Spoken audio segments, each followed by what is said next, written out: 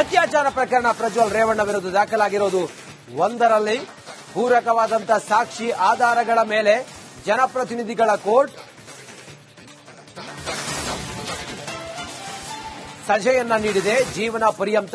ಹೆಚ್ಚಿನ ಮಾಹಿತಿಯೊಂದಿಗೆ ನಮ್ಮ ಪ್ರತಿನಿಧಿ ಅರವಿಂದ್ ಮತ್ತು ಹನುಮಂತ್ ಇಬ್ರು ಕೂಡ ಏಕ ಸಮಯದಲ್ಲಿ ಅಟ್ ಅ ಟೈಮ್ ಈಗ ಲೈವ್ ನಲ್ಲಿ ಕನೆಕ್ಟ್ ಆಗಿದ್ದಾರೆ. ಮೊದಲು ನಮ್ಮ ಪ್ರತಿನಿಧಿ ಅರವಿಂದ್ ಮಾತಾಡ್ತೀನಿ. ಅರವಿಂದ, ಈ ಸದ್ಯಕ್ಕೆ ಪ್ರಜ್ವಲ್ ರೇವಣ್ಣ ಅವರ 4 ಪ್ರಕರಣದಲ್ಲಿ ಒಂದು ಪ್ರಕರಣದಲ್ಲಿ ಸಜೆ ಅಂತೇಳಿ ಆದ್ರೆ ಮತ್ತೊಂದು ಪ್ರಕರಣದ ವಿಚಾರಣೆ ನಡೀತಾ ಇದೆ. ಈ ಹೊತ್ತಿಗೆ ಏನಿದೆ ತಮ್ಮ ಹತ್ರ ವಿವರ ಅರವಿಂದ್?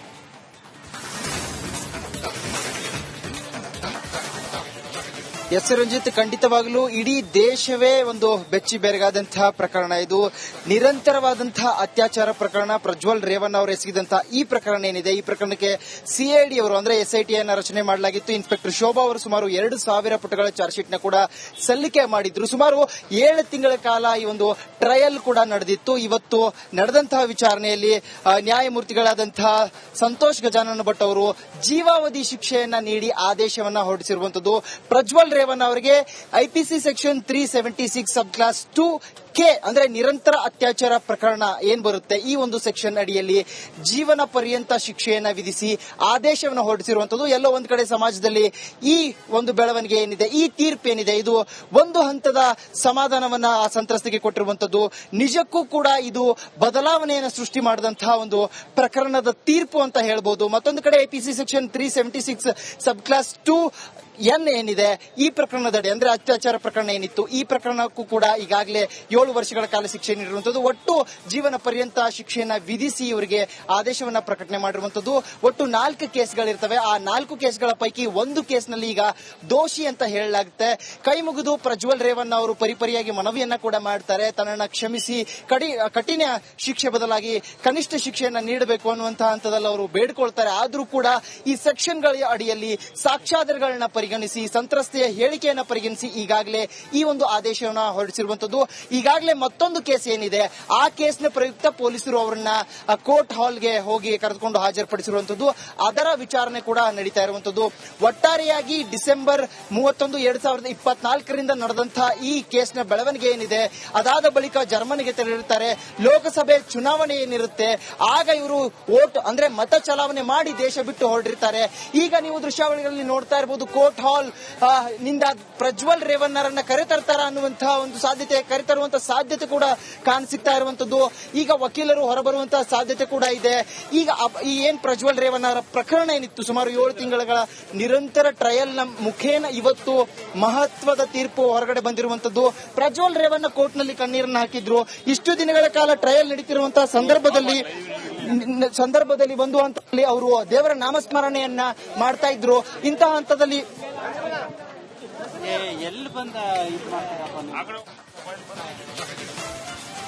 ನೋಡಿ, ನಿರಂತರವಾಗಿ 7 ತಿಂಗಳುಗಳ ಕಾಲ ಟ್ರಯಲ್ ನಡೆದಾದ ನಂತರ ಪ್ರಜ್ವಲ್ ರೇವಣ್ಣ ವಿರುದ್ಧ ಒಟ್ಟು 4 ಪ್ರಕರಣಗಳ ಪೈಕಿ ಒಂದು ಪ್ರಕರಣದಲ್ಲಿ ಅಪರಾಧಿ ಅಂತೇಳಿ ಜನಪ್ರತಿನಿಧಿಗಳ ವಿಶೇಷ ಕೋರ್ಟ್ ಜೀವನ ಪರ್ಯಂತ ಜೀವಾವಧಿ ಶಿಕ್ಷೆಯನ್ನ ವಿಧಿಸಿ ಆದೇಶವನ್ನ ಹೊರಡಿಸಿದೆ.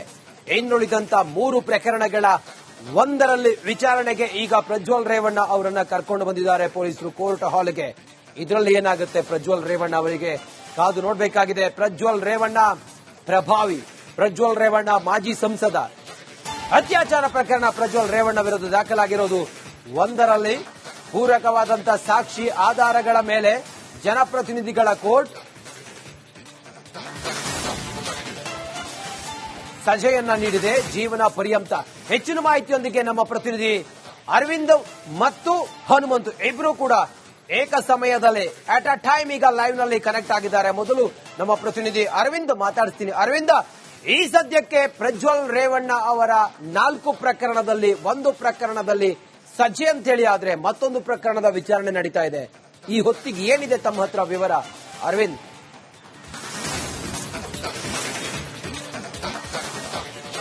ಎಸ್ ರಂಜಿತ್, ಖಂಡಿತವಾಗಲೂ ಇಡೀ ದೇಶವೇ ಒಂದು ಬೆಚ್ಚಿ ಬೆರಗಾದಂತಹ ಪ್ರಕರಣ. ಇದು ನಿರಂತರವಾದಂತಹ ಅತ್ಯಾಚಾರ ಪ್ರಕರಣ. ಪ್ರಜ್ವಲ್ ರೇವಣ್ಣ ಅವರು ಎಸಗಿದಂತಹ ಈ ಪ್ರಕರಣ ಏನಿದೆ, ಈ ಪ್ರಕರಣಕ್ಕೆ ಸಿಐಡಿ ಅವರು ಅಂದ್ರೆ SIT ಅನ್ನ ರಚನೆ ಮಾಡಲಾಗಿತ್ತು. ಇನ್ಸ್ಪೆಕ್ಟರ್ ಶೋಭಾ ಅವರು ಸುಮಾರು 2,000 ಪುಟಗಳ ಚಾರ್ಜ್ ಶೀಟ್ ನ ಕೂಡ ಸಲ್ಲಿಕೆ ಮಾಡಿದ್ರು. ಸುಮಾರು 7 ತಿಂಗಳ ಕಾಲ ಈ ಒಂದು ಟ್ರಯಲ್ ಕೂಡ ನಡೆದಿತ್ತು. ಇವತ್ತು ನಡೆದಂತಹ ವಿಚಾರಣೆಯಲ್ಲಿ ನ್ಯಾಯಮೂರ್ತಿಗಳಾದಂತಹ ಸಂತೋಷ್ ಗಜಾನನ್ ಭಟ್ ಅವರು ಜೀವಾವಧಿ ಶಿಕ್ಷೆಯನ್ನ ನೀಡಿ ಆದೇಶವನ್ನ ಹೊರಡಿಸಿರುವಂತದ್ದು.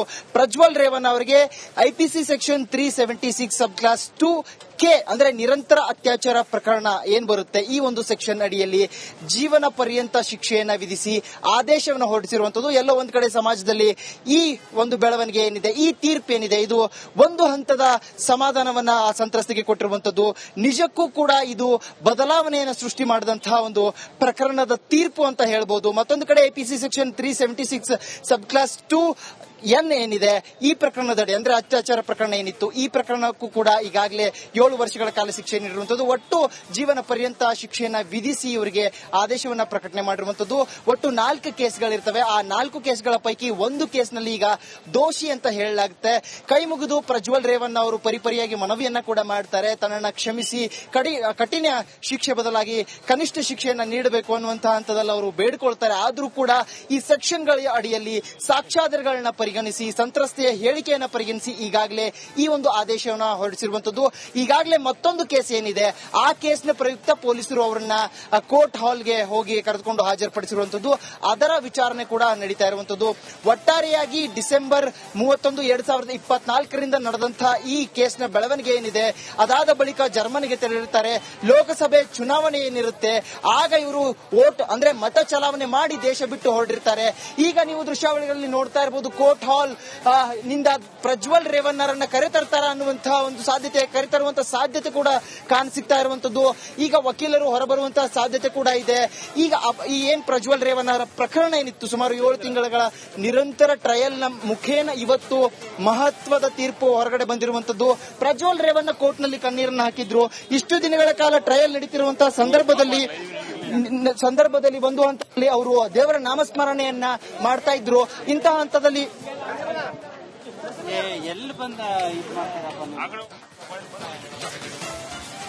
ನೋಡಿ, ನಿರಂತರವಾಗಿ 7 ತಿಂಗಳುಗಳ ಕಾಲ ಟ್ರಯಲ್ ನಡೆದಾದ ನಂತರ ಪ್ರಜ್ವಲ್ ರೇವಣ್ಣ ವಿರುದ್ಧ ಒಟ್ಟು 4 ಪ್ರಕರಣಗಳ ಪೈಕಿ ಒಂದು ಪ್ರಕರಣದಲ್ಲಿ ಅಪರಾಧಿ ಅಂತೇಳಿ ಜನಪ್ರತಿನಿಧಿಗಳ ವಿಶೇಷ ಕೋರ್ಟ್ ಜೀವನ ಪರ್ಯಂತ ಜೀವಾವಧಿ ಶಿಕ್ಷೆಯನ್ನ ವಿಧಿಸಿ ಆದೇಶವನ್ನ ಹೊರಡಿಸಿದೆ. ಇನ್ನುಳಿದಂತ 3 ಪ್ರಕರಣಗಳ ಒಂದರಲ್ಲಿ ವಿಚಾರಣೆಗೆ ಈಗ ಪ್ರಜ್ವಲ್ ರೇವಣ್ಣ ಅವರನ್ನ ಕರ್ಕೊಂಡು ಬಂದಿದ್ದಾರೆ ಪೊಲೀಸರು ಕೋರ್ಟ್ ಹಾಲ್ಗೆ. ಇದರಲ್ಲಿ ಏನಾಗುತ್ತೆ ಪ್ರಜ್ವಲ್ ರೇವಣ್ಣ ಅವರಿಗೆ ಕಾದು ನೋಡಬೇಕಾಗಿದೆ. ಪ್ರಜ್ವಲ್ ರೇವಣ್ಣ ಪ್ರಭಾವಿ, ಪ್ರಜ್ವಲ್ ರೇವಣ್ಣ ಮಾಜಿ ಸಂಸದ. ಅತ್ಯಾಚಾರ ಪ್ರಕರಣ ಪ್ರಜ್ವಲ್ ರೇವಣ್ಣ ವಿರುದ್ಧ ದಾಖಲಾಗಿರೋದು. ಒಂದರಲ್ಲಿ ಪೂರಕವಾದಂತಹ ಸಾಕ್ಷಿ ಆಧಾರಗಳ ಮೇಲೆ ಜನಪ್ರತಿನಿಧಿಗಳ ಕೋರ್ಟ್ ಸಜೆಯನ್ನ ನೀಡಿದೆ, ಜೀವನ ಪರ್ಯಂತ. ಹೆಚ್ಚಿನ ಮಾಹಿತಿಯೊಂದಿಗೆ ನಮ್ಮ ಪ್ರತಿನಿಧಿ